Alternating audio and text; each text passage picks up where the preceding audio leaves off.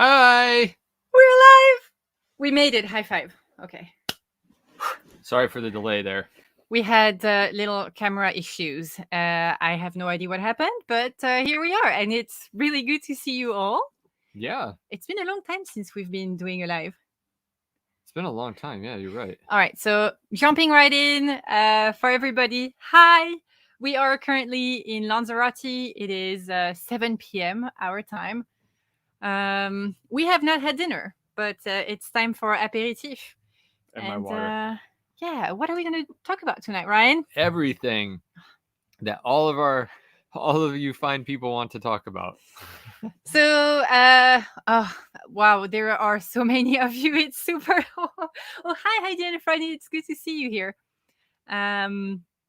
Whoa. Yeah, it's a lot. Hi, Well, Frank. Hi, Mark. Hi, MK. Oh, hi, MK. Wow. Hi, Alan. This is super cool.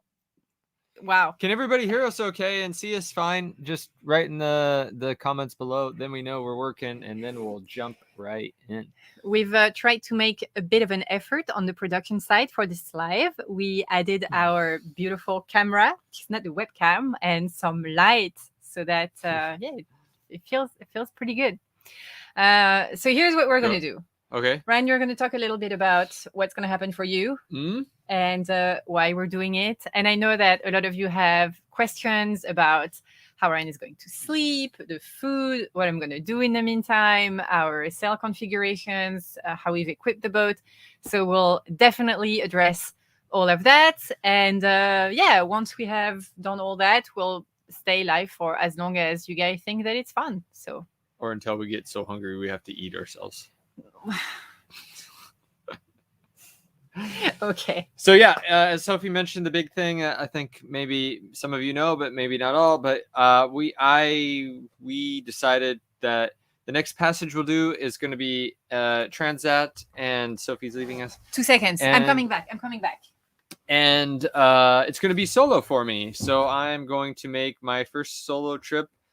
Actually, the longest trip that Polar Seal has ever sailed nonstop. I thought of that the other day, that we have never done a trip longer than 20-some hundred miles, and this is going to be close to 3,000 miles. So longest trip is going to be a solo trip, and yeah. So the opportunity kind of came up originally when we were in the Azores. Sophie and I had discussed maybe Sophie taking the boat across on an all girls trip across the ocean, and I was going to try to find a catamaran to sail on across. But those plans kind of fell through because, well, some people had some other engagements. I need to move this just a little bit because it's right in my face. Oh, okay. And I'm going to move the keyboard. Some people had some other engagements. So that fell through. And the more I started thinking about it, the more I felt like it was time for a really big adventure. And when I say that, I have to be very careful because the adventure Sophie and I have been on over the last 3 years has been a major adventure in many different ways. So this is just the opportunity that came up and taking advantage of it to do another big adventure. So why this particular passage, Ryan? Well, the timing's good because I think for a solo passage along crossing, this is probably one of the best ones to do it on. It's a trade wind passage, a milk run. The winds are blowing behind you and generally steady and consistent, although this year maybe not so much. The currents are with you. There's not a lot of, you're not in any of the shipping lanes.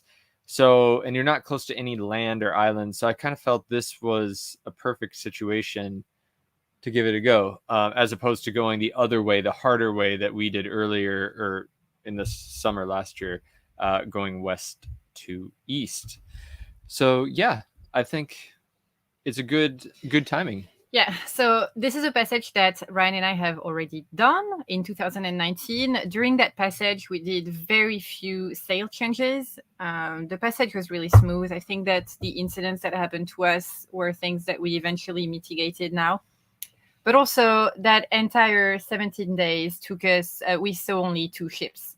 So if there is one passage that is going to be easy in terms of the ship traffic you encounter and the amount of maneuvers that you will have to carry out, this is the perfect passage. It's just very long.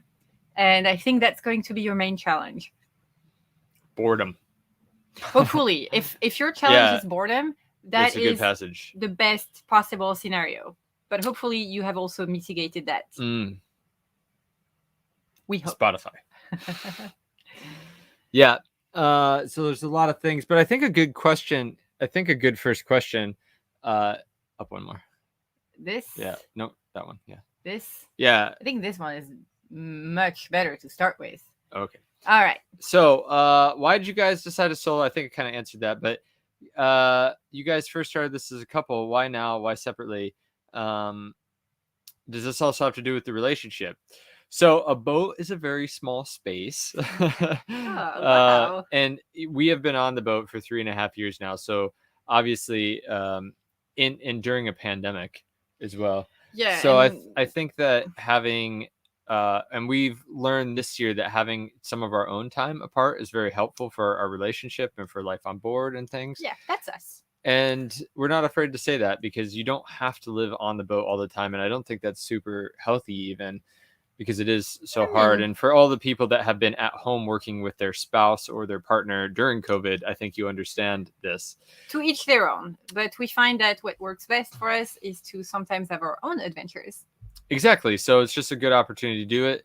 So I think I'll be soloing, but maybe you want to explain what you're going to do. Oh, it's going to be pretty boring. I'm going to head back to Paris. I'm going to fly back to not my brother's apartment, but very close.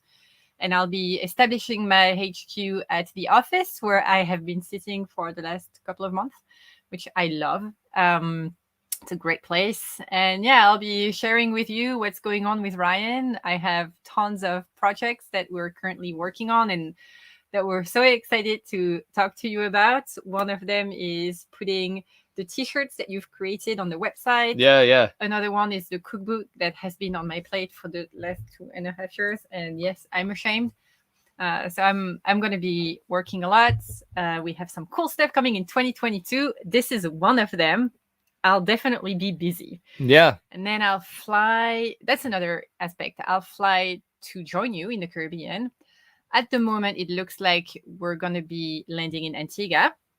Some very nice people that we met through the channel offered, or I don't know if they offered, I kind of invited me to stay on board with them. Thank you, Jody and Simon. We love you. But yeah, so it looks like I'm going to be flying to Antigua for 3 days before you arrive. And then, we'll be together again in the Caribbean, ready for new adventures. Hopefully that's right. That's how we've got a few lined up already. So that's exciting. Yeah. So that's why we decided to do it. So no, it does. I mean, yes, it does have to do with our relationship, but not in the sense that I think you mean. It's more, we're a couple, but we're also two individuals, and we need to support each other when someone wants to do something a little different. Yeah. Okay, Steven asks, being so concerned about safety, why are you throwing out the window? I think it's a really valid question, but I have the mentality that I'm not throwing out the window. I've been very, very calculated with how I do this and how I've been thinking about this trip. So for a lot of people, they think that being solo is the most dangerous thing. And I might argue the opposite, that, 5 guys on a boat doing their bucket list and crossing, for the first time is more dangerous maybe than a very experienced, and I wouldn't say I'm very experienced, but some experienced solo sailor that really understands the risk and what they're doing. And if they're prepared for it, it can be just as safe or safer. With that said, so there are obviously some concerns. The biggest is, how do you manage sleep and watch, which we'll talk about a little bit. How do you manage if there's an emergency or if something happens? But I think otherwise, like if we want to give an example, hitting something, and I'm not talking about a ship, I'm talking about debris in the water. So a container is probably the biggest. We've seen boats upside down, wooden boats floating upside down, floating with birds on them. That was pretty sketchy. And the reality of that is even if you had 15 guys on a boat, and at night you're not going to see any of that anyways. But in the daytime it could be hard. Like a lot of times we wouldn't see the stuff until it was like floating behind us. You can't see anything with the swell, especially in the yeah, Atlantic. it's really hard. Now ships and ship watches, that's a little bit more that's where it becomes a little bit more, I think, risky. And so the path that we're going is not really in the shipping lanes. So most of the sailboat traffic, there are a few ships, but most of the sailboat traffic will be going with us. And then we have all the electronics on board to help us out. And then the watch schedule that I will keep is just maintaining about an hour or two of sleep and then getting up and checking around and then getting back at it. Yeah. So I also think that, you know, the risk of collision doesn't increase because you're alone. We've actually we almost got hit. I mean, not almost, it's an exaggeration, but when we were sailing across the Mediterranean, we had crew with us, and although we had educated our crew in AIS and closest point of approach and went to wake us up, one night she came to wake up Ryan because we had a container ship right behind us, and it was right behind us. Like, Ryan looked up in the companion and was like so we avoided that one. We also have a good friend of ours who's a solo sailor who had crew on his boat between to Madeira, between the Azores and Madeira. And the crew was really, really focused on the compass, and something like there were things going on, so much so that she didn't see that there was a boat also right behind them. Yeah. And she thought that the boat was going sideways, that the two lights that she was seeing was the boat passing them behind, but it was actually the two lights on the side of the ship coming on them. So, you know, it's all a matter of paying really close attention rather than the amount of people that you are on board, and having a good system for how you keep watch. And I think that in the almost 4 years, I mean, it's been a little while now that we sail, we have that down. Yeah. So I'm not worried. And again, we saw 2 ships last time, so. Yeah, I think last time was special because we didn't have a single squall either. But I imagine we'll see a bit more this time. But I think that I've put a lot of thought into all the things that could go wrong and the risks that I'm going to be taking being by myself, and I'm pretty comfortable with those. And I think we have some plans in place. And the reality of it is, Sophie and I probably have 8,000 to 10,000 miles of short-handed sailing experience together. And that's pretty much, that's like solo plus, really, in a lot of ways. So you're just one person most of the time. And if something goes wrong, you do have a second set of hands, but you also really need to know how to deal with stuff on your own because the other person might be occupied or, you know, doing something else. So or that person might get hurt. So we're pretty dependent on ourselves when we're shorthanded. So I think that experience and how we structured and set up the boat for us sailing shorthanded is helping us in this next phase. Yeah. All right. Why are you not going together again? We could have that weekend, I guess. It is a bit of a sacrifice for me not to go because I love ocean sailing, but it's something that Ryan really wanted a solo. And we have been talking about this for months. I know that for you guys watching this, you're like, wait, what? Ryan is soloing next week. But we had been talking about it since November. We've been talking about it a while. Had long discussions. And, you know, we support each other in what we want to do. Ryan supports me in my ambitions as a filmmaker. And, you know, Ryan wants to explore. Trying to get better at that. Ryan wants to explore that aspect of sailing. So, you know, why not? And we have asked ourselves, why not? And we have come to answers for most things. So yeah, let's go deep right off the bat. Ryan, what is your biggest fear in this solo crossing? By the way, hi, Gabrielle. It's nice to see you here again. I think I have 2 fears and they're on opposite ends of the spectrum. The one fear is it's a very low probability, but it would be catastrophic, some type of catastrophic failure, the steering system or the autopilot. So example, rudder falling off or both the autopilots breaking. So we do have redundant autopilot systems. I do have redundant power systems. So I'm not concerned about that, but something could still happen. And that would just generally change my life and how I'm operating on board. So that is a pretty big fear of mine.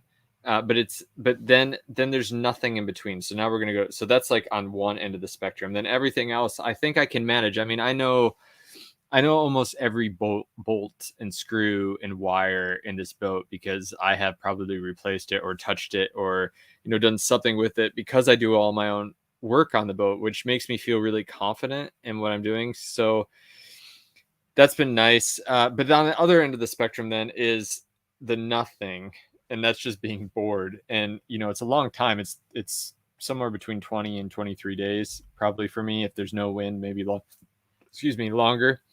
And being bored is like, I get bored sometimes on the water. Yeah, if you've watched any of our videos of us crossing oceans, Ryan gets bored, and when he gets bored, he gets a little bit anxious and a little bit antsy, and sometimes that even makes you slightly irritable. So, listen, it's going to be great. You totally have this down, and if anything, maybe this is a good opportunity for you to come up with strategies to deal with that and really find yourself and reflect and meditate. And I'm working with a mental coach, mental training coach on these very topics. But so I think those are like two opposite ends of the spectrum. So those are like my biggest fears. And then the rest of it, I'm pretty confident in the fact that I'll be able to manage most things. All right. Talking about fears, here's a good one. Yeah. So Autopilot, I kind of mentioned that. The Autopilot, I think, is the most critical system for a solo sailor because you need somebody to steer while you're sleeping. So we have our main, somebody asked it earlier, we have a main one named George, and then we have our old George, who's still on the boat. So we have two completely redundant autopilot systems. So that's the computer, the heading indicator, rudder sensors. We only have one drive unit, but we have two on board, but only one's installed at a time because of some space limitations. So we have two completely redundant systems. Plus, I have a rebuild kit for the drive unit. And then on the electrical side, we have the house system. And if that fails, obviously, we have a big, huge battery for a electric outboard that we've been testing. And I've rigged up a way that I could use that as a redundant power source if I needed. I'd have to tear the boat apart to make it work. But George is going nowhere. George is going nowhere. Those autopilots are built really well, I think. So yeah. All right. Hi, Tani. Tani. I assume Jules is with you. So hi, Jules. What are you looking forward to the most? Sorry. So when I've ever done like big adventure trips or big endurance challenges, because this won't be my first, I think that there's a lot of crap that goes along like in the middle of it. So that's part of the adventure, but there's also a lot of downsides. I think the thing I'm going to look forward the most is the feeling at the finish. Like nothing can beat that. And I know if you've ever done like a big endurance thing or something very physical that's taken you a long time to train for, and then you get to that finish line, whatever that is in life, it's it's an amazing feeling. I described it the other day to somebody as like this drug that it's really hard. You can't replace that drug. It's just like, it's this powerful feeling. And you feel like for a while, you're just invincible. Yeah. Like you're just on top of the world. And that I think is what I'm really looking forward to. But then there's always the adventure in between it, which, I mean, that story, who knows how that story is going to be written. So yeah. We take a minute to thank Thomas for the super chat. Thanks, Thomas. Thanks. Woo, cheers to you. Okay. I am just popping the questions here. We're going a little back and forth with the questions, but I'm trying to go through everything. So, Ryan, have you ever completed any shorter solo passages? I have, yeah. I've done one passage between two marinas that were about 3 miles apart. And then I moved the boat in Bermuda about 300 meters to a different anchorage. That's it. But that might sound really irresponsible, but I don't think it is. I'm going to explain why here. I also want to add that when Ryan and I double hand the boat, which we have done for multiple thousands of miles, probably 7,000-8,000 miles, we single hand, but half of the time. So when we crossed the Atlantic the first time, Ryan and I barely saw each other. And with a few exceptions at that time, we were able to handle the boat alone. Same thing when we crossed back from Bermuda to the Azores. A few exceptions again, but mostly due to the weather conditions in that part of the Atlantic. We could carry out all the maneuvers on our own for the most part. So I think someone had, there we go. This is a really good follow-up question. What's your downwind sail plan? Well, I didn't finish the last question. Sorry. No, just leave this on. So I'm just going to explain why I don't think it was irresponsible. So the more I thought about soloing and the more I talked to different people about it, there's there's a few schools of thoughts. There's a few schools of thought, but this wasn't a decision Sophie and I made in isolation. So I reached out to a lot of people who are very experienced sailors who I really trust. And those people know me personally and know my abilities and skills and my personality, to get their opinion on if they thought this was the right thing for me to do. And if it was something I was capable of doing. And so I trust all of them, and all of them said unequivocally, yes, like, this is something you can do. These are the things you need to think about. But my favorite quote was from a guy named Kristen Berry, who's in Annapolis in the US. And he's actually sailing across the Atlantic right now. And as he was texting me, all of his messages were coming up very weird. And he's like, I'm sorry about the messages. I'm texting while driving, which, by the way, is much more dangerous than you crossing the Atlantic solo. And I just thought that was that. But anyways, my point is that I think coastal sailing, a lot of people have asked me, why don't you just take a hop, like an overnight hop between two places, or coastally sail down around Europe or something. And for me, that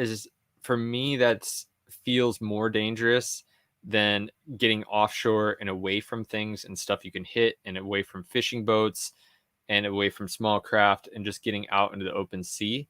And actually, I think with this trip, the part that I'm the most concerned about is actually the first 2 or 3 days, when I'm going from between Lanzarote, Fuerteventura, and Gran Canaria, and trying to get out, because it will take me about a day and a half or two to kind of get away from everything. And that's where the highest risk is, in my opinion, in terms of hitting stuff. So I think the first few days will be a little bit less sleep, and then I'll need to catch up. But that's my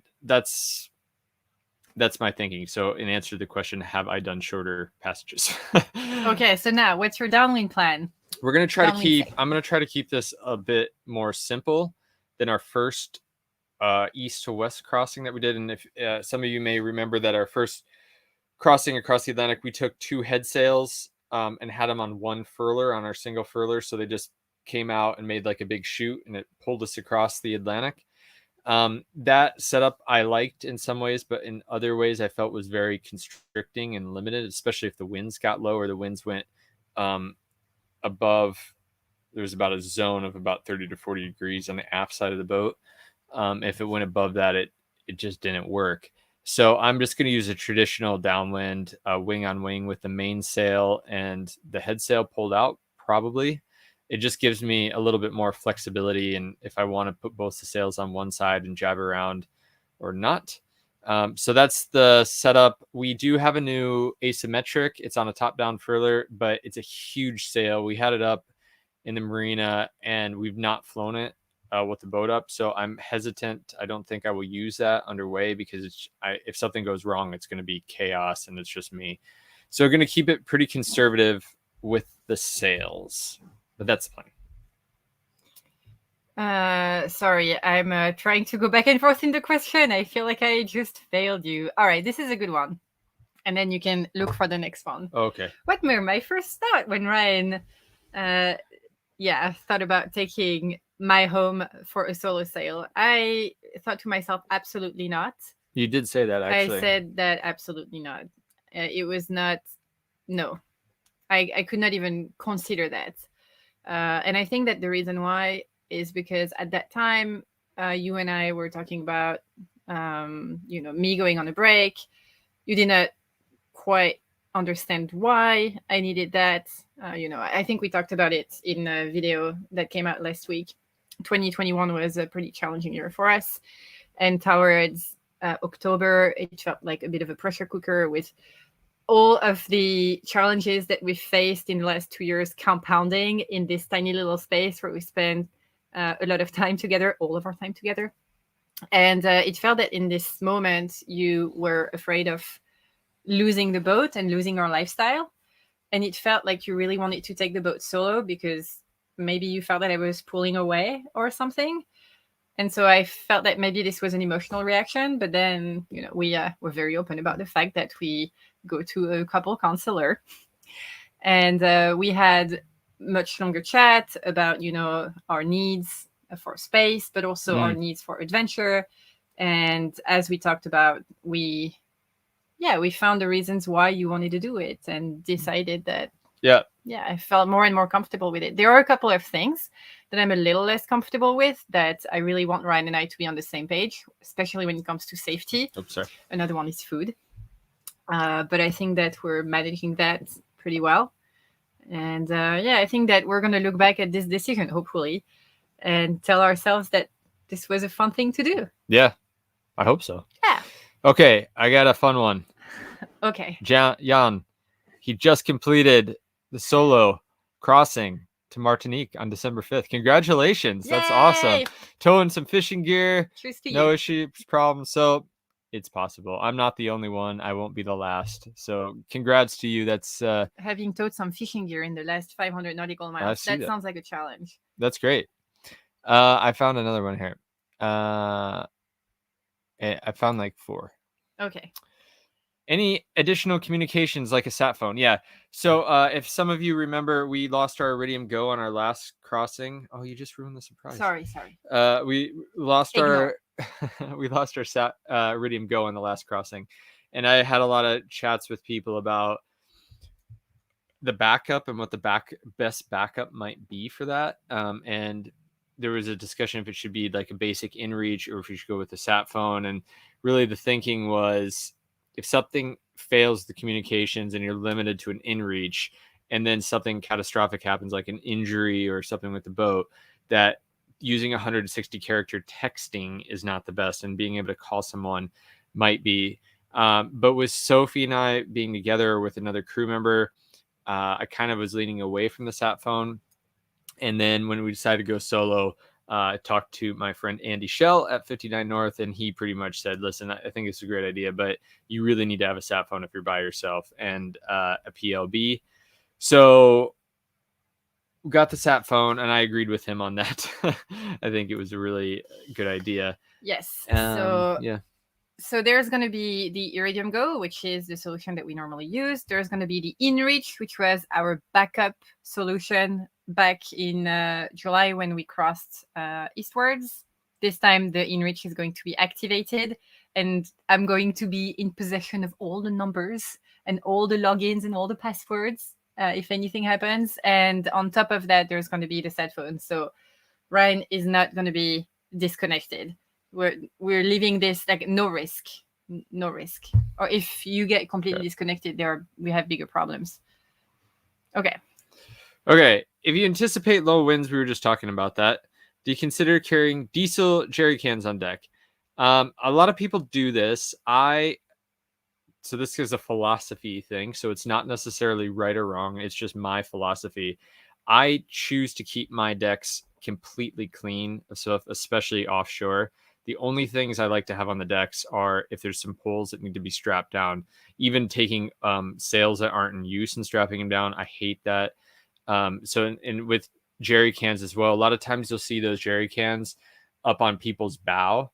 And I, just from experience on our last crossing, because we did use jerry cans to fill up the gas tank, to move those cans around while you're in big seas and going from the bow and bringing it back. I mean, that's you're probably at a much higher risk of falling over with that.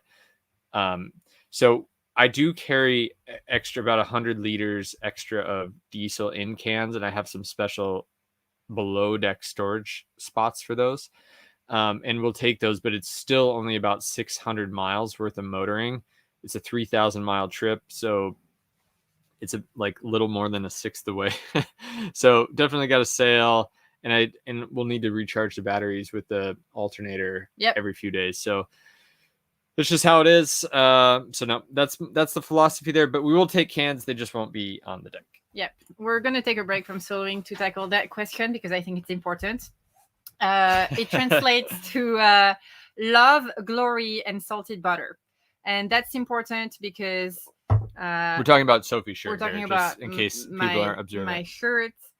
So the show, the show Days of Our Lives, that thing that has been going on for 50 years. In French, it translates Amour, gloire et beauté, which is love, glory, and beauty. But because I'm from Brittany, the French people out there will relate. It says love, glory, and salted butter, because that's all you need in life. You do love salted butter. You actually kind of introduced me to salted butter. Oh, really? I didn't really know that, but it's good. I mean, if you haven't had salted butter, it's the way to go. All you need in life is love, glory, and salted butter. It's the way to go. Totally is. I feel as if I mean, I go to the store and I just buy stuff, but Sophie goes to the store and if I don't buy the specific butter, it's not a good day when I come home. You're a butter snob. I'm a butter connoisseur. This one is a good one. Yeah. All right, going back to solo sailing. No. Can we come back to this? I just had one. Oh, before we do this one, we'll come back, Hector. I just want to point this out. Kevin had a question because I just thought of it. Crochet some goodies for us when you get too bored. A few years back, I even said to you, and you bought me a little crochet thing. It's under your butt, right? I just don't know. I really would like to do it. I would like to crochet some stuff, but maybe what I need is I need a couple months on land with somebody that can because me reading a book and doing it isn't going to work. I need someone to show me tactilely. I'm a tactile learner. Okay.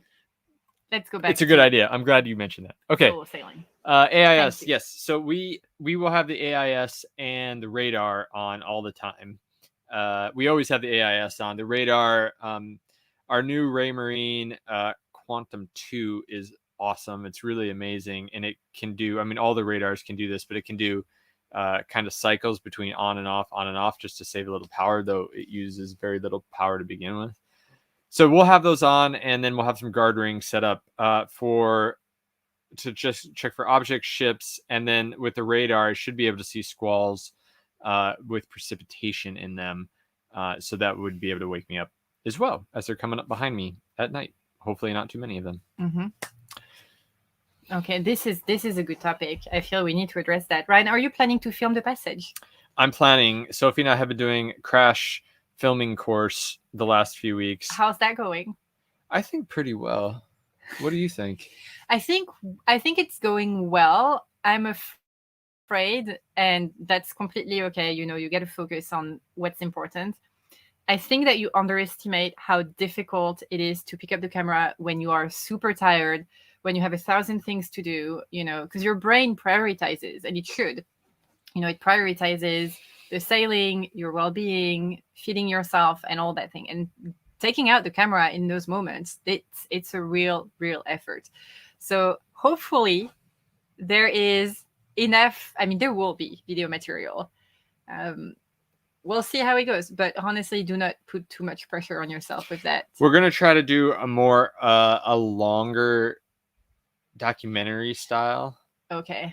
Was I not supposed to say that? It's totally fine. I just I said we're going to try. We can't set expectations for something that we're not sure. But if I tell people, then I got to do it. No, don't. No. Anyways, we're going to try to do some cool filming with it. I made some investments in some gear I think would be easier for me to use than Sophie's big camera and big microphones and stuff.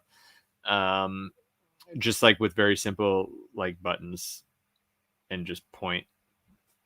That's what we're going to do. All right. I just love this comment. I needed to put it out there.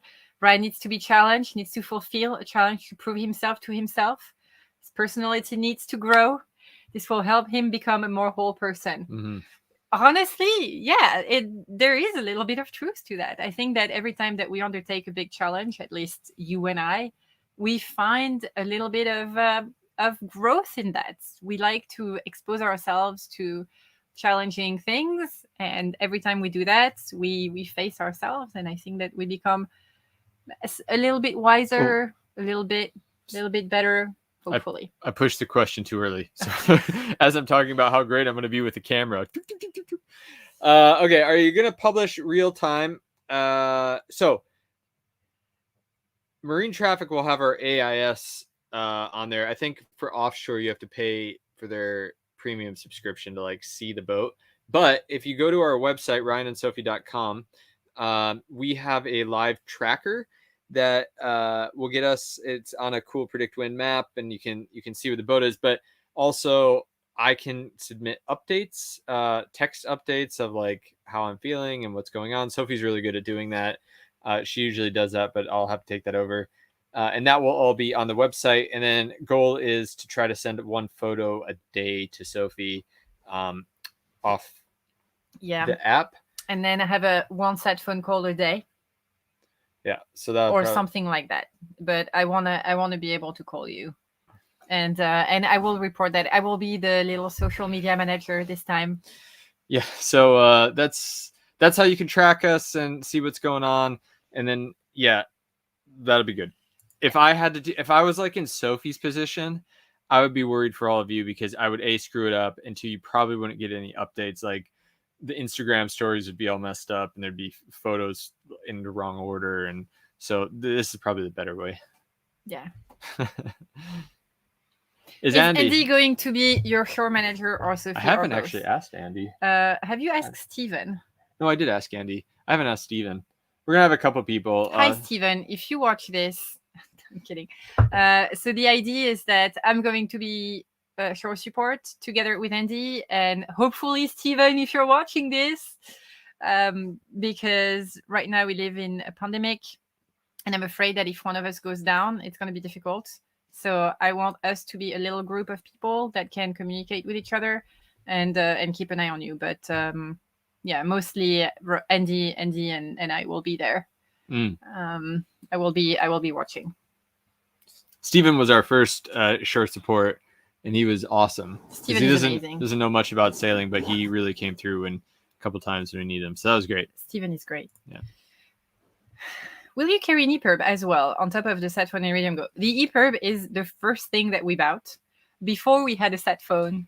I think it's probably worth mentioning that the EPerp is something completely different than a sat phone or Iridium Go. Both the sat phone and the Iridium Go do have emergency like push button, to contact a rescue service.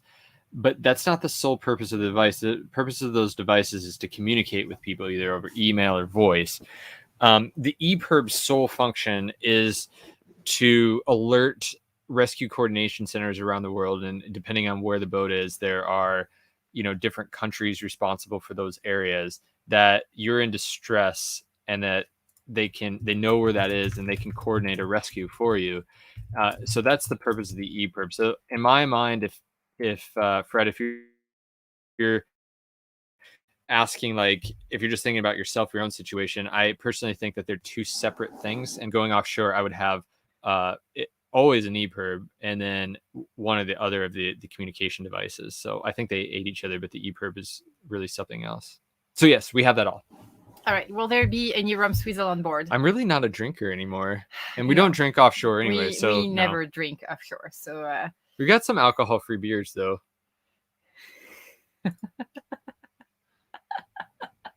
You need something more dramatic here. Grab a random piece of hardware and tell us in a scary voice how dangerous it is if it breaks anyway. Well, I tell you this. That's a good one. If my phone breaks midway, we could have a problem because... You have the tablet, Ryan. I know, but this has got all my music on it and the books. And you have the tablet for that, too. You could have... This has got all my music and books and downloaded movies, and it's on this thing. That would be pretty dramatic. Dun, dun, dun. All right. Here, I found Steven. Hi, Steven. That's funny. All right. This is a random one. Crossing east to west or west to east. I am crewing from Azores to Ireland and looking to bring my boat back in 2023. Ever consider northern route from Newfoundland? Oh, that's a good one. So our plan this year is to go to the Caribbean, and we're going to be there for a few months and hang out and be warm and work on a couple projects that we have. And then as many of you know, we're still waiting on Sophie's visa to get approved to the U.S., which we got some bad news about a week ago, that it could take considerably longer than we were originally told, which is throwing a major wrench into our plans. And we almost didn't end up doing this trip, and we still talk about it, to be fair. Yeah, this point it's going to happen. But our plan is to go up to Canada actually this year. So we want to go Bermuda up to Nova Scotia, and then we wanted to go into the St. Lawrence and Quebec City and Manitoba, maybe even down to Toronto, although that's a lot to be doing. But if we think that the visa might not happen at all this year, we may actually go back around again, but do exactly what you're saying and go on the northern route from Newfoundland to Ireland. So we've thought about that. I don't know where that sits. I think it's a bit too early for us to assess that. It is. But gosh, we do love crossing that ocean, do we? Okay. So Sophie, what are the food provisions? What are you cooking, freezing? I think that's more a question for you. The things that I really, it's not that it annoys me, but I do not want to perpetuate the narrative that Ryan cannot feed himself. I do have my concerns that I have expressed, but I really want to trust you that you're going to feed yourself properly. There's a little bit of contention with us here on this point. I've fed myself for many years. Yeah, but this is very different. It's a challenge. I think that we don't talk enough about how much food you need when you're sailing, and especially offshore. The energy that it takes is massive. And most of the time, I am the one not only planning all the food, but reminding everybody that they need to eat. I'm the one laying snacks for the night watches. I plan food for when we're sick, when we can't cook because the sea state is too bad. And I do a lot of food planning. Everything that I cook is very intentional. And what I'm afraid is going to happen is that you'll forget to eat. And that is dangerous, guys. When you go out sailing, especially offshore, you cannot... Because I forget to eat sometimes. You do. I do, yeah. When you go offshore... Food doesn't mean much to me. You cannot let yourself forget to eat because it will catch up to you. Being hypoglycemic can cloud your judgment, but it can also make you more prone to seasickness. So you really get to be on top of your calorie intake. But to answer the question, I mean, we provisioned the other day a bit, and it's all the normal staple stuff. And then I asked Sophie to help me cook just a couple things that I really like that she makes. One of them is her cheeseless lasagna, because Sophie doesn't eat cheese, but it's amazing. So, and what's cool is that since it's just me, she made the same batch that we did when Annette was with us, and it will last me 3 times longer. Mm-hmm. But then I have some of my own dishes that I do cook a few different dishes. So I have some of my own that I really like to do. So later this week, I'll make those and we'll freeze those. So that will all be in the freezer. Yeah, and it's kind of nice because it is just me. So we were talking about this today, actually, at lunch, that like the preparation for this has been a lot easier in some ways. I mean, it's nice. It would be, I think, more difficult if Sophie wasn't here, just kind of lending a hand. But in terms of what needs to be done on the boat, there's less people running around, and it's just for one. So it's made that process a bit easier. And then having actually a set of hands for you, if it was just me having to run around, it would add it'd probably add a few days of extra work. But yeah. Oh, no, sorry. That is not the one that I wanted to talk about. Oh, damn it. It's a good question, though, Daniel. No, but it's not. Okay, can we go back to that a little bit later? I can talk, but it feels like all our lives these days revolve around that issue. Yeah. So we'll talk about it but a little bit later in the live. But that is the question that I was going to. Oh, the bucket list. Books for the bucket list? Yeah. I'm not a big reader, actually. There's some history with me in reading, and well, we don't have to get into that. But I did buy some books for this crossing, and I don't read very often. But some of you may know I'm really into Arctic exploration. When I first met Sophie, my dream was not solo sailing. It was actually to ski to the South Pole solo, and I was training for that, and I'd done some trips to Greenland and stuff. So I'm really into that, and I have bought a few books on that. And this is on Tom Scene, who I didn't know about, but was pretty instrumental in the challenge to get to the South Pole first between Amundsen and Scott. And it's the story about him and pretty much a guy that doesn't get a lot of press. So I think it's cool. I got another one about the race between Amundsen and Scott there. So a few books to read. Those will take me a while because I'm not a very fast reader. All right. So and I've got to be filming. Before the next question, we thanks Joe Himes for... Thanks, Joe. Thanks for the super chat. Yay! Awesome. This is an interesting question. All right. I'm sorry. I'm just going a little back and forth between questions. But if we're going to do more offshore crossings, are we going to increase freezer space to give us more range? Honestly, everything would need to be... We're running out of space. Everything would need to be upsized. I think that's a chicken and an egg question because we don't have, realistically, comfortably on the boat to sail with crew, the optimal size on this boat's 3 to sail with. And I actually think for most crews, 3 is a pretty good number.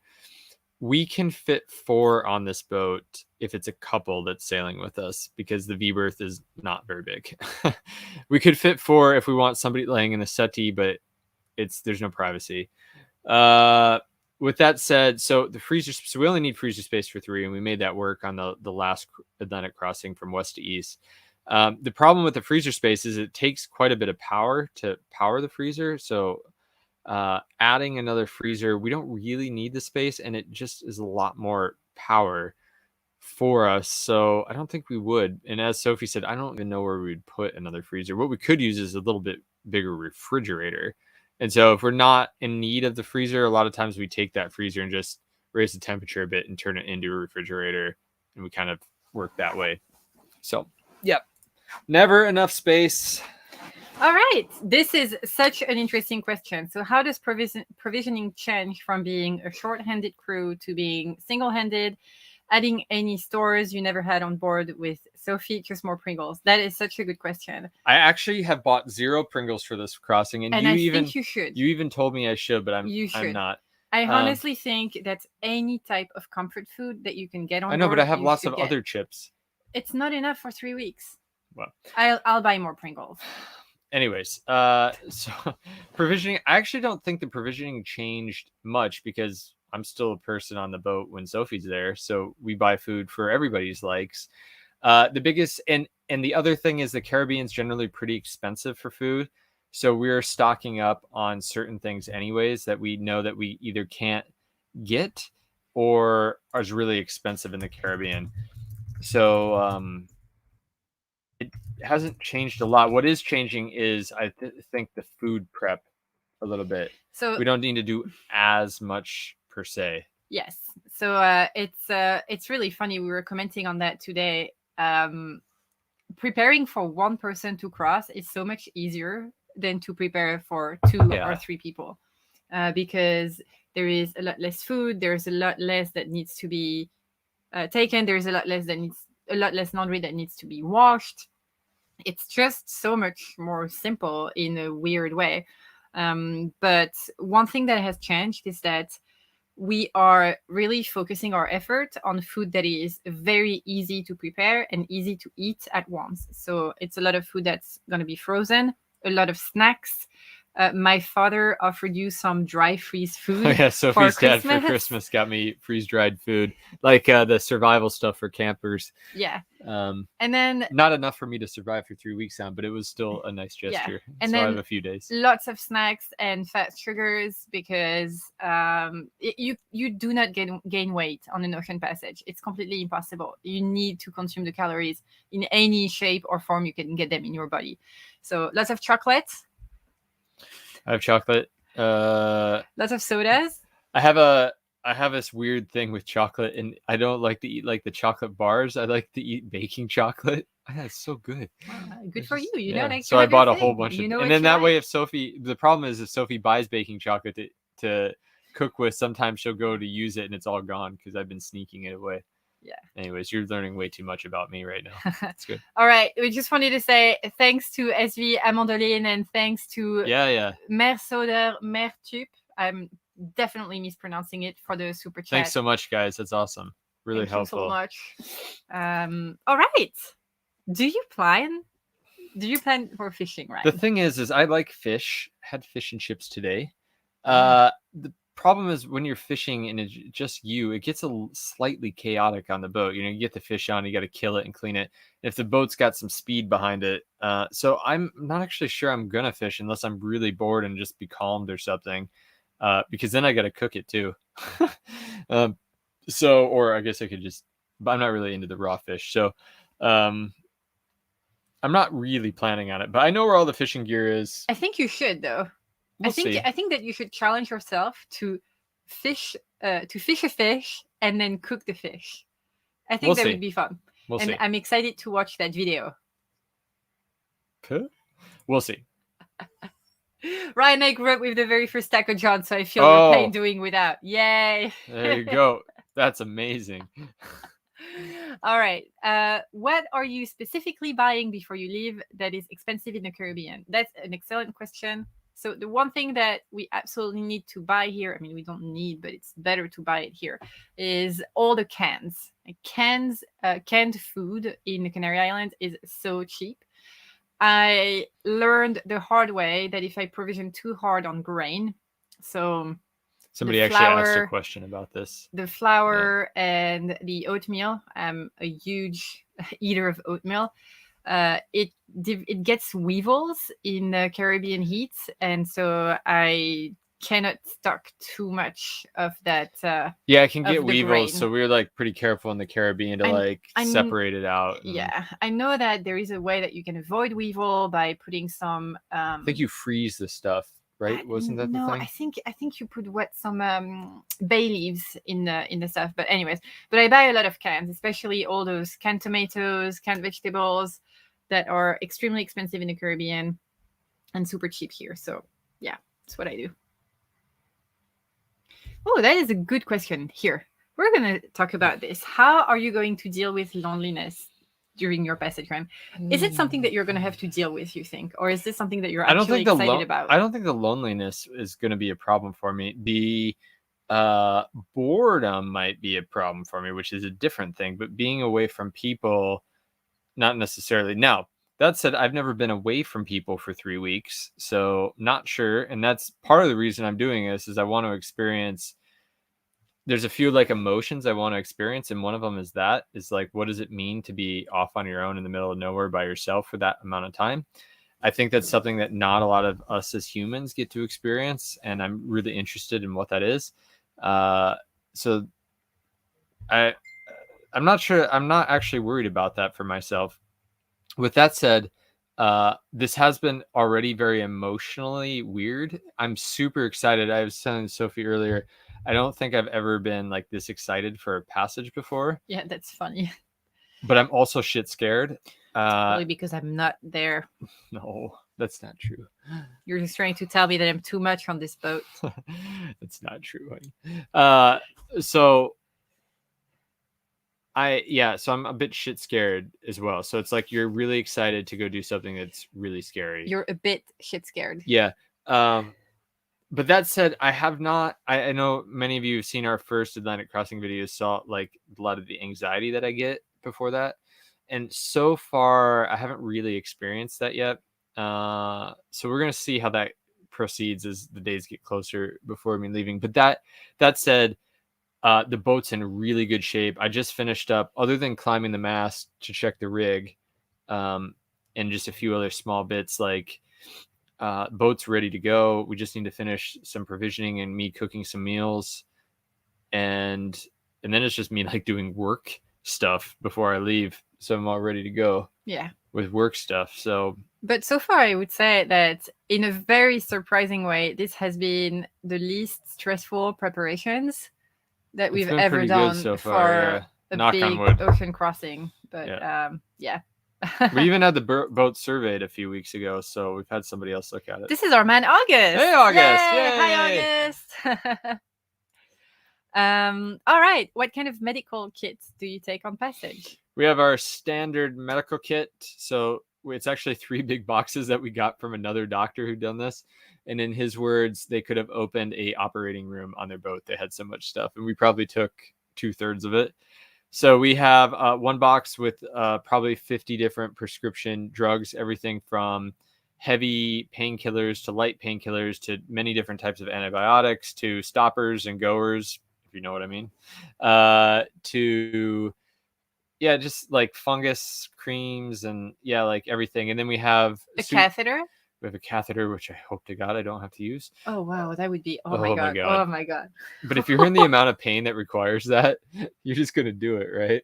All right. Ooh. Anyways, our doctor even showed us, like, not actually showed us, but kind of like demonstrated. He's like, and I had to lay on the floor as to not pass out. We have a suture kit and some steri strips in case that's probably the biggest thing, is if there's like a cut or something, a deep cut.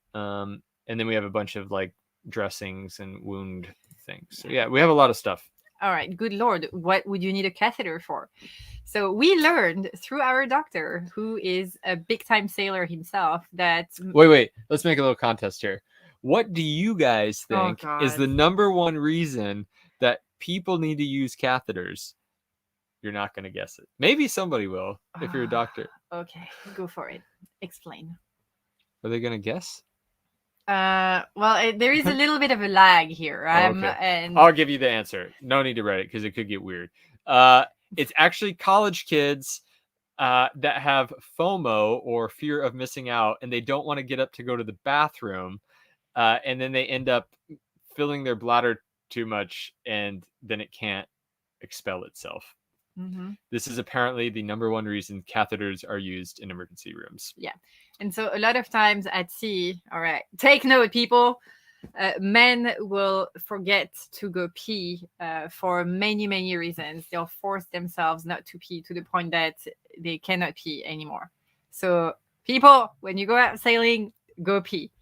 We've been demonstrated how a catheter works, and trust me, it is not something. Deal with that. Okay, so we have a good med kit. Yeah. All right. Now that we've got all that, that was all right. Yeah. For the people who come up late, what are the sleeping plans? All right.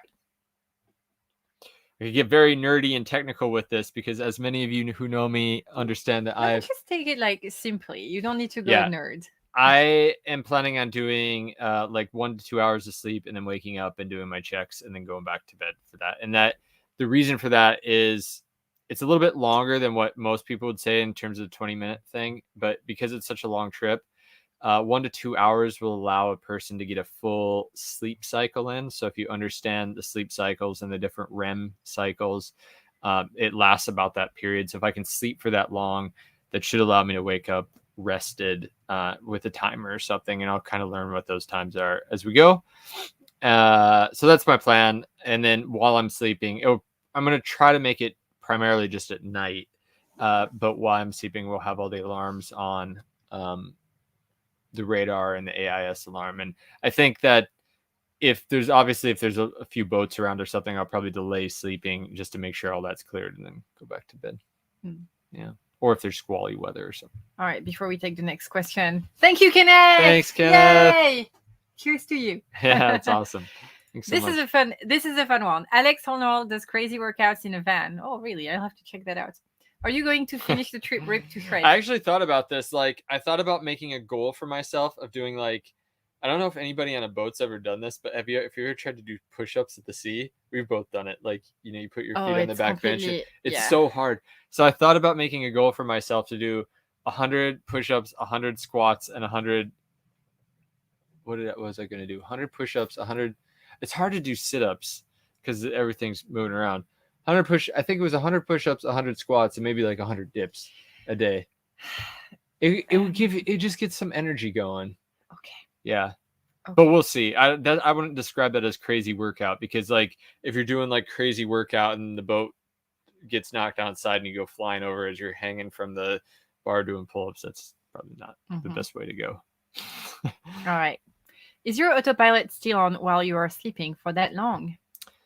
We generally turn our autopilot on 5 minutes out of the harbor and we shut it off 5 minutes before we get into the harbor. With that said, my plan is to give the autopilot a break once a day and maybe hand steer for half an hour or an hour, just to, I don't know, even know if it's a thing, but just to let it rest a little bit, let everything cool down.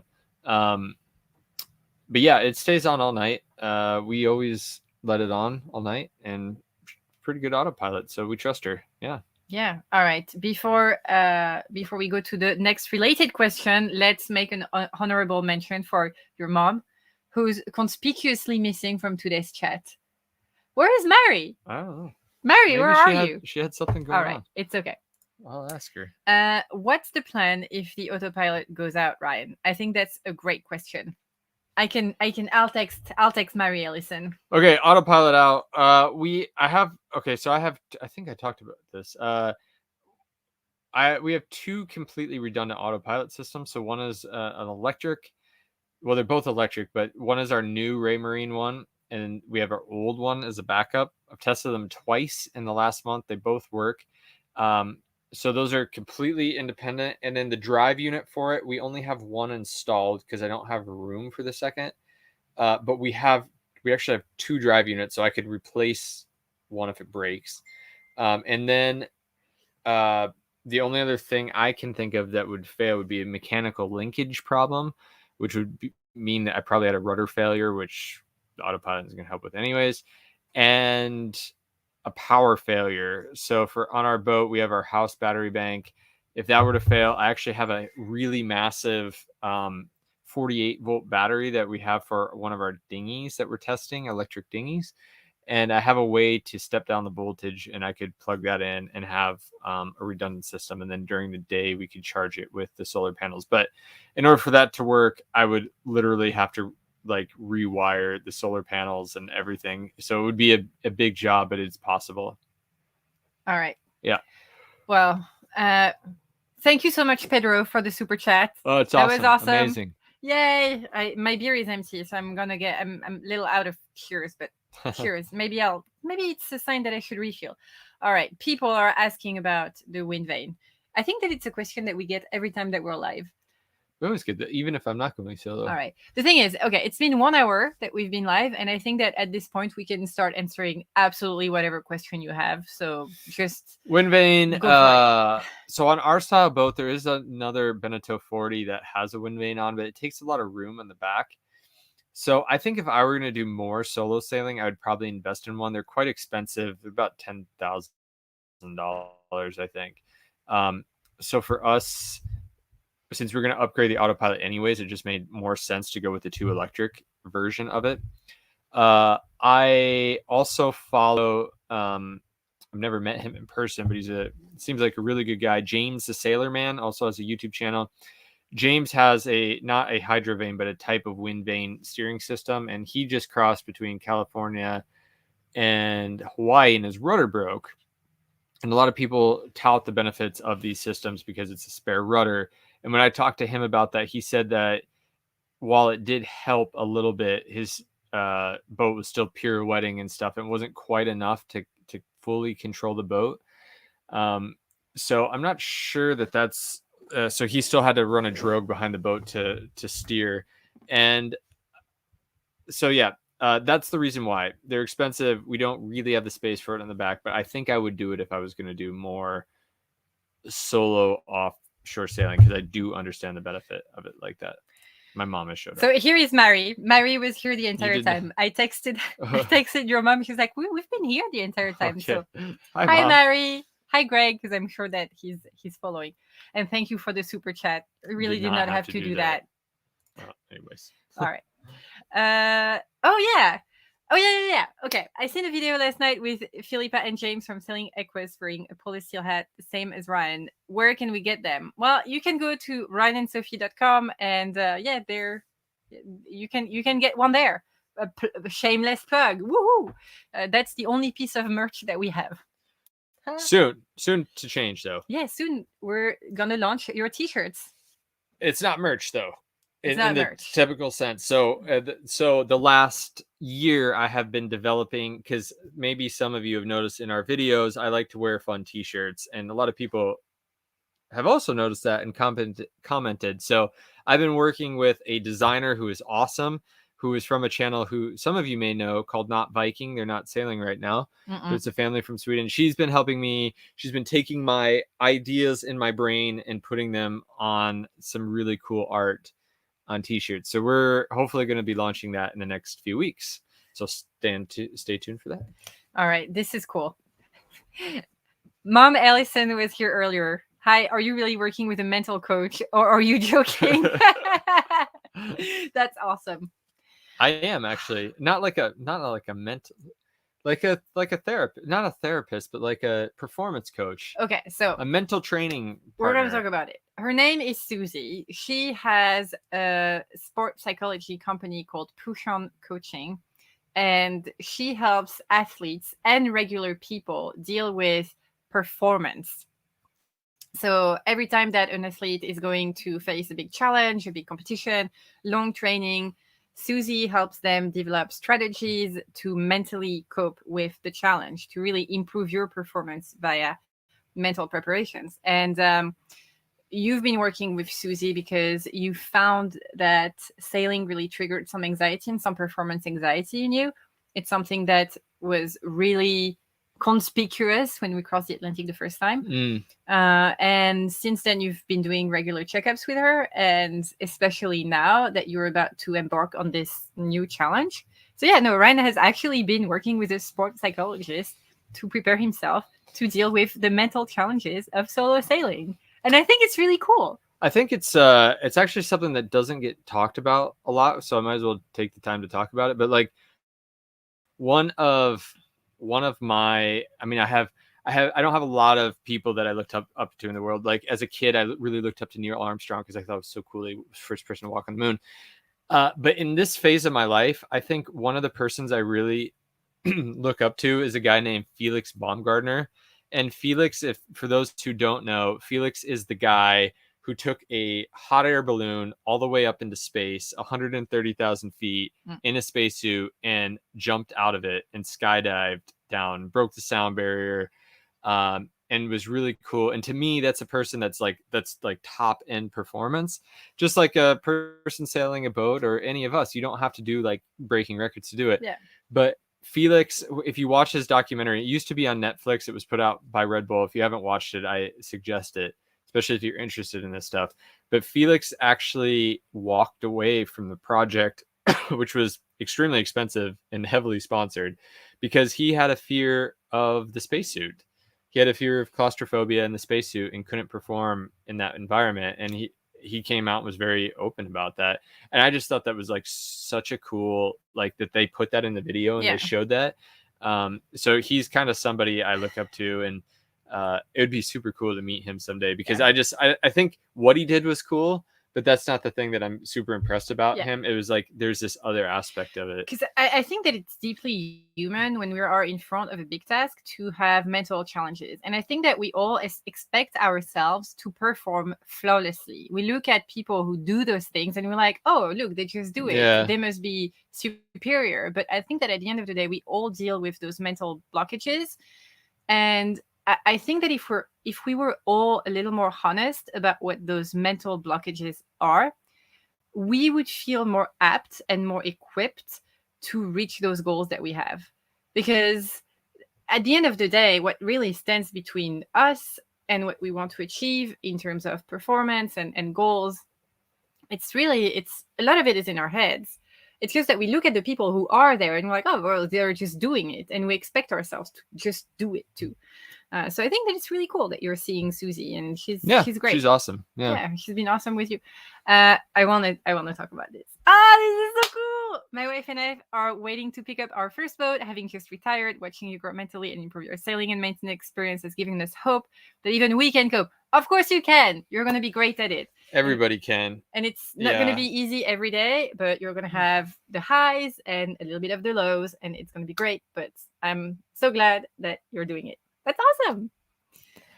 I saw a question about pizza, which I think is pretty relevant. It's right. It's going to be pizza. No, the actual question is, what will you eat first once you make landfall?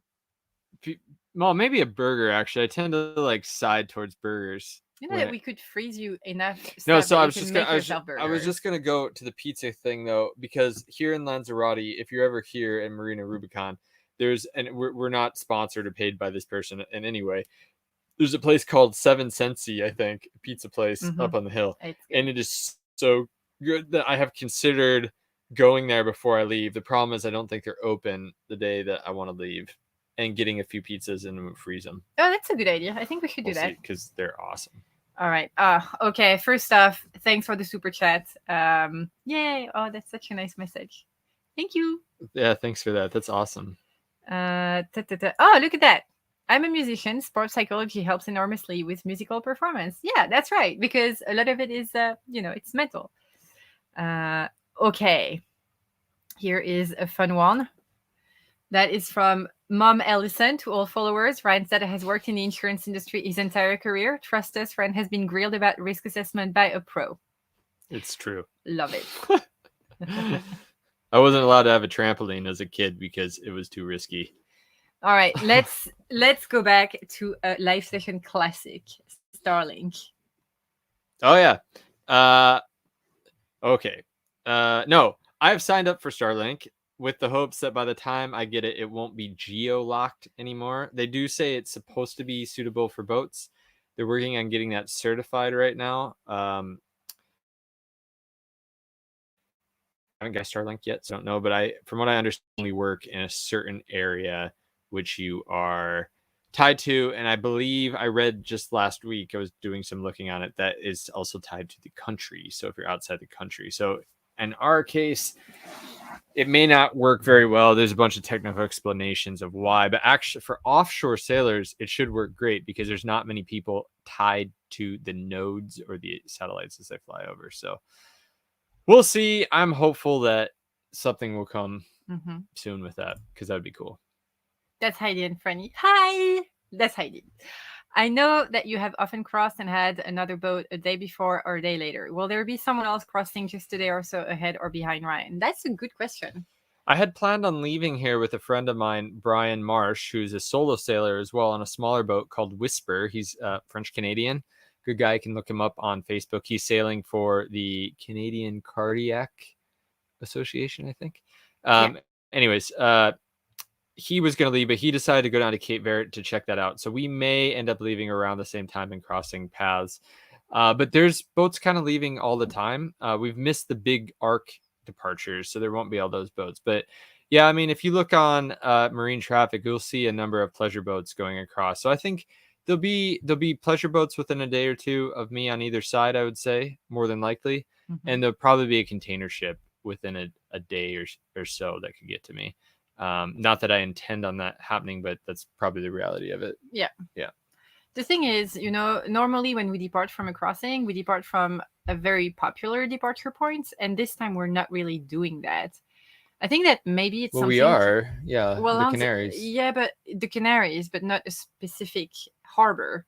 What I mean by that is that most of the time we would meet people who would depart from the same place and count the same weather window. Yeah, like you're saying Mindelo or something in Cape Verde. Yeah. Exactly. And this time in Lanzarote, the reality is that people do not depart from Lanzarote. They usually depart from Gran Canaria or Tenerife. People do depart from here, but most people go to Gran Canaria or something and leave from there. So yeah, I get that. Yeah.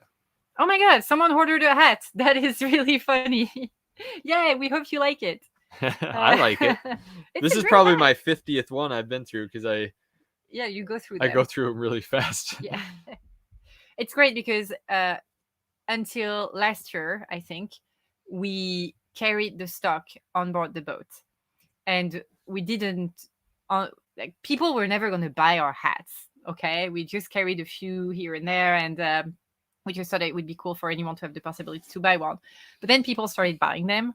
And they became really hard for us to ship from random places in the world. And it was so embarrassing. Sometimes it would take us months before we could find a post office where we could ship the hats to. Well, most of the time it was communication issues. Do you know, sometimes the shipping the hat to the place where it was ordered from was more expensive than the hats. and the shipping that we charged. So it's a net loss for us. It was a super mega fail. But now we I think one time we had such a hard time communicating at a Spanish post office that somebody got their box in a Superman Christmas box. That was Darcy. Oh yeah. Yeah. Okay. Yeah. Darcy got her Hatsuit. That's right. Box. That's right. That's right. Yeah. Superman but now we have a much better workflow, and we don't have to, take 3 hours out of the day to go to the post office. It just works. Side note. All right. But that said, if you ever see us around and you want a hat, we do carry a limited stock on board. That's right. We do that. Oh, we're going dark again, Ryan. Okay, we have to talk about philosophy again. This is very dark. I'm sorry, I made it dark. No, it's okay. Again, so this is just our philosophy and not necessarily the right philosophy, just to be very clear. So I had surveyors on the boat a month ago, for the insurance, and they asked, "Oh, do you have a man over, like a dam buoy and man overboard?" And on our boat, the answer is no. I just took all that stuff off the boat. It was cluttering the boat. It was getting in the way. And our philosophy is to focus on keeping people on the boat versus how to pick people up off the boat. And I understand your question is more related to me, because if I go over, Sophie's not there to potentially come around and pick me up. But our philosophy is not that is even a possibility. So in our minds, if you're on the side of the deck, you're on a 10,000 foot cliff. And if you fall off, that's just it. The odds that Sophie in the open ocean with normal ocean swell is going to be able to get up on the deck fast enough to find me, turn the boat around, and keep her eyes on me while also doing what she needs to do, that probability is very, very small. So in my mind, you're just gone. You're just toast. And I think there's a lot of other people that subscribe to that mentality. So for us, instead of putting drag lines on and practicing that, it's more us practicing and using equipment to keep us on the boat and using techniques to keep us on the boat instead of doing the latter. So people may disagree with that philosophy, and that's fine, but that's the philosophy that we've chosen on the boat, and that's what we do. That's rule number 1. If you go to our website, there is a page about what to expect when you sail with us. And rule number 1 is do not fall overboard. Stay on board. One hand for you, one for the boat. We're always tethered in. We always have the life jacket on. Although that doesn't really help with man overboard, I guess, but keeps you above water in case something happens. So, and that said, I shouldn't say that with all completeness, because we do have MOB units in the life jackets, just so it will give an AIS signal with the hope of finding somebody. But in my situation solo, you still bought a personal EPerp though. So that's true. I bought it. So if you fall overboard, PLB, if you fall overboard, the Coast Guards will receive an alert. I have been told, I haven't done this myself, but I have been told just 5 knots of boat speed in the water is way more force than most people would understand. And to have the strength to pull yourself through that, or to even function and not drown yourself, is like, it would be interesting to go in a controlled environment and like get dragged to see what that feels like, because I think it's way more power than what most people would understand. So no, and I don't think I'm going to drag lines. I've thought about it. I have thought about it, but you're not going to fall. You're just I think it could create more of a problem, like if I turn the motor on and I have to maneuver something to get caught in the prop. Like no, you're not gonna fall. That's anyways, just how it's my philosophy. Let's go back to something a lot lighter. Darcy still have the Superman box. That's great. Yay! Awesome. Also, our friends on Impavitous. Oh, hey guys, long time. Hope Turkey's well. Also, a really cool sailing channel. If you guys haven't watched them, you should go check them out. Okay. There was a couple of questions that blah, blah, blah, blah, blah. Sorry. Whoops. I'm bugging. Did we say thank you to David? No. Thank you, David. Thanks, for David. The super chat. Oh yeah, no, we didn't say that. Thank you. Okay. Now, what are the cruising hopes after the crossing? I think we just mentioned that a little bit ago, but that's fine because people come and go. We're going to do this crossing, go to Antigua, hang out there for a little bit, and then we'll head up to Bermuda, and then from Bermuda up to Nova Scotia and Canada for the summer and check out that amazing cruising ground that we're told it is. And then we got to see. Hopefully, Sophie's visa stuff is processed by then, and we can get into the U.S. before hurricane season. If not, we may stay in Canada and just put the boat on the hard and go do something, or head back south, or go northernly back across the Atlantic again. This visa thing, and maybe we're far enough in the chat that we can talk about it if you guys want to hear about it. I don't know if you do, but my inability to enter the United States impacts both our short terms and our long term plan, because once we hopefully get the green card approved, I'm going to need to spend a lot of time in the United States to maintain the green card until I can hopefully get citizenship, which means that our sailing plans then will be to stay on the East Coast of the United States, then go down to Puerto Rico, the US Virgin Islands, and then cross the Panama Canal to go to Hawaii. And that's once the green card is approved, which means that while we wait for the green card, we do not want to take the Panama Canal and go too far in the Pacific, because we could not go back. And we need to go back to spend that time in the United States. So our plans are pretty much on hold. So we're doing loops in the Atlantic while waiting, which, I mean, it's fine. It's just very frustrating when you really want to do something and we miss our family, right? Like our entire community is there, and it's very frustrating not to see them. But it does impact our sailing quite a lot, actually. So it's now impacted a lot. It's tough, and just last week we learned, just a few days ago, we learned that it could take years for the green card to be approved, which is a bit of a hit. So we're still processing that and trying to adjust the plans. It's pretty bad when your lawyer calls you and is like, "Yeah, in my 35 years, this is taking the longest that I've ever experienced." So that was a pretty big hit to us. Yeah, but here we are. Such is life. You'll come to Southwest Ireland. I would love to do that. That would sound absolutely great. All right, Northwest Passage. Well, I would love to do that. We would love to do that, but we think we're going to do that on a different boat if that comes, hopefully someday. Yeah. And I think the problem with the Northwest Passage, we'd have to really skip Nova Scotia, because you need to get going through there right when the ice starts breaking up. That's right. Yeah. Do we ever have the intention to sail to Australia? We would love to. Yeah, I would love to do that. The timing's just got to be a bit better for us right now, as Sophie was just explaining. So we'd love to. I would love to go to New Zealand. I know they're not the same places, but it would be great. Okay, this is interesting. Have you considered staying in the Dutch Caribbean for hurricane season so you don't have to go back and forth? Yes, but also no. So we have been in Curacao. Last year we were in Curacao and Bonaire for quite a bit of time. You cannot stay in Bonaire. I cannot stay in Bonaire more than 3 months at a time because of visas. You can, because you have an American passport, so you can stay 6 months. We liked Curacao, but it's not great cruising ground. Yeah, we like Bonaire more than Curacao. Bonaire was nice, but you can only stay 3 months, and there are talks about increasing the price for the mooring balls in Bonaire to a price point that we cannot afford. So no. Stupid. And then last there would be Aruba, but would we want to stay in the same place for a long time? Probably the other problem down there, I think, in the summer, it gets so bloody hot.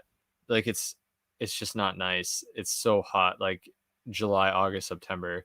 So I don't think that's on the list for us. We just don't enjoy it in the summer there. Yeah. But it's a good idea. I did like Bonaire. I could go back there, but the other issue with the Dutch Caribbean is going back north. If you want to go back north, it's a pretty shitty sail. That's true. It's not super nice. Yeah. Okay, what is the web address to follow Ryan and Sophie's report? www.ryanandsophie.com. Yeah, that's it. You can find the tracker on there, and then you can also get little text updates that hopefully I'll be sending. And then if you're not on our Instagram, Ryan and Sophie, is it Ryan and Sophie on a boat? It's hello@ryanandsophie.com. Our Instagram? No, our Instagram is Ryan and Sophie Sailing. Yeah, Ryan, but it's Ryan _. I'm glad you're informed. I'm not the social media manager. Oh, really? the Instagram should have some photos and stuff. So if you go on there, you can follow us. Just click follow, and you'll be able to see photos and stuff. Yeah, that we send. All right, it's been an hour and a half that we're live. You guys let us know if you have any last questions. We absolutely take them. We always have fun hanging out with you. Otherwise, we can just call it a day. That's also all right. Was there yeah. I mean, we can, if you find some questions, but I can just say that the community that all of you are a part of has been super supportive of this trip for us and the journey that we're going to take. And I think we both really appreciate it. Yeah, so it's been really nice. I want to thank everybody that's really amazing. So cool. And hopefully in return, I can produce some good filming and a good story for all of you. We're really counting on you. Hopefully not a too exciting story, though. I know everybody would love to see the drama, but no, there's not going to be any drama. We try to tell stories without the drama, Yeah. Tell stories the way that they are, but no drama. Or if there is drama, it's like small stuff that we can exaggerate and play off of, and it's fun. Yeah. Like when you're grumpy because it's been a bit rocky on the boat, and you get better. I am going to try. I have a lot of visions, and half of them probably won't kind of come through. But one thing I really want to do is do a daily podcast called Thoughts from the Nav Table, where I just kind of do, instead of a written hand journal article, as I just talk about stuff. Yeah. We'll see. All right. And I think that on those good words, we're actually going to close this live chat. Okay. What about Twitter?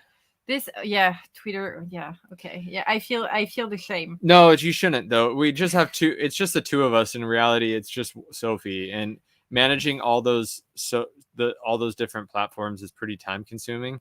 So Twitter kind of just went away. Yeah, we can talk a little bit now that we're at the very end of this live chat. Maybe I can talk a little bit about the behind the scenes of the YouTube channel and how I did not expect that growth and growing in terms of our subscriber base, but also in terms of what we produce and what we want to do and the project that we tackle would create so much more work. And it's fantastic. It's amazing. The opportunities that we have are so great. I'm really grateful for them. It helps me pay myself. Actually, I can't even say that it helps me pay myself. I mean, it does, but most of the money that we make goes back into the channel. But yeah, because we have more people watching, now we have those opportunities that are amazing, but it also means that I can't do everything. And what you see on this channel is mostly the produce of my work. I mean, you do a little bit, but yeah. 100% of the content that you see out there comes from just you. Yeah, it comes from just me. So it's a little bit difficult to keep up with everything. It's the editing, it's the publishing, it's YouTube, it's Facebook, it's Instagram, it's Patreon, it's everything around Patreon, because we also try to maintain a little bit of a community there, and it's a lot of work. It's also the partnerships and the sponsorship opportunities. And I know that it's a bit of a taboo in the sailing community to talk about that, but I really need to make a living with those videos. It takes a lot of time, yeah. And that also takes a little bit of time because we try to do it very consciously. So right now we also have this very exciting project. I'm so excited to talk about it, but I can't right now. But it's also a huge amount of work. Hopefully you guys will like it. So yeah, Twitter is a little bit quiet, and that is because as we grew, the amount of work also grew, and now it's a little beyond me, and I need to find new strategies to deal with all of that while maintaining the same level of quality on the videos, because that's what I love doing. So yeah. So sorry. I'm sorry. You don't need to apologize. No, it's great. No, it's fine. I think people love what you do. Anyways, all right. Thanks, everybody. Guys, it was amazing spending this time with you, as always. So much fun. I think this is one of our biggest lives. We had almost 600 people on it at one point. That's a lot. That's great. Yes. Oh, it's been so nice spend some time with everybody. Thanks for the great questions, and we'll see you on the other side. Yeah, we'll definitely do another live once you've arrived, and hopefully no drama. Somebody asked if we could do a lessons learned Yeah, we video. absolutely We'll will do definitely that. do that. All right, guys. Have a good night. Bye. See you. Bye bye.